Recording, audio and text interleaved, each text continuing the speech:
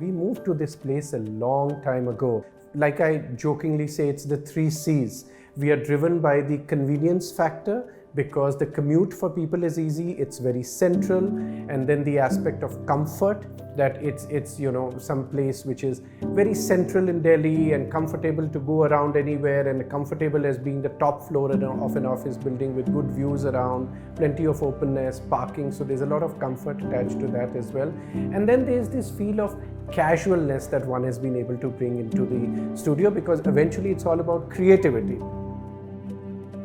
And we do like to, bring stories here. So pictures tell so many stories. So we have adorned the place with photographs and timelines and things like that, all to do with memory about not just what's happened in the past or the legacy of the firm, but also what we want to move towards in the future.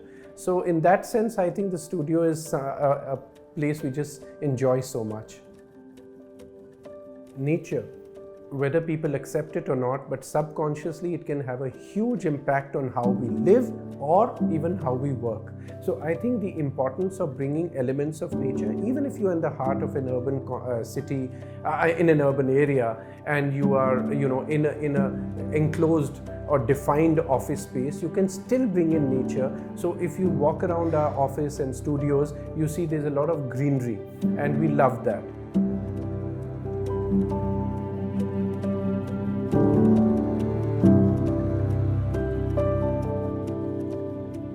But besides that, it's also the materiality and texture. So for example, this wall right here, people would go about using granite in a very polished manner. It should be mirror finished. But I think stone, its natural feel is its texture. So we've given the stone that kind of a feel. Similarly with the colors and the glass and offsetting stone against metal or stainless steel. So all these things I think make a big difference.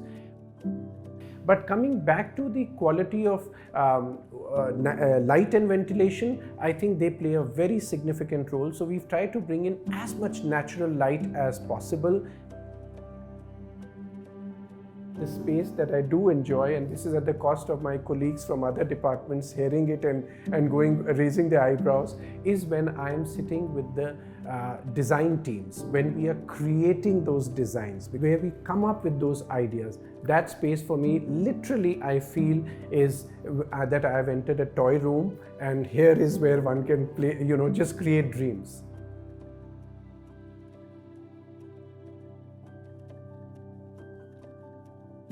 So I think our office has a very balanced work culture. It's not one of those work cultures where you are just coming as you please, going as you please. It's just about being sort of a college studio-like environment. It's not that. I think there's enough vibes in the office, or enough encouraging atmosphere which has been created, which allows for that element of creativity, that element of a little bit being wacky or bizarre or fun, or the casualness to it. So I think it's a very balanced work culture in that sense of business and fun just kind of coming together. It's not on one of those swinging on one of those extremes. Yeah.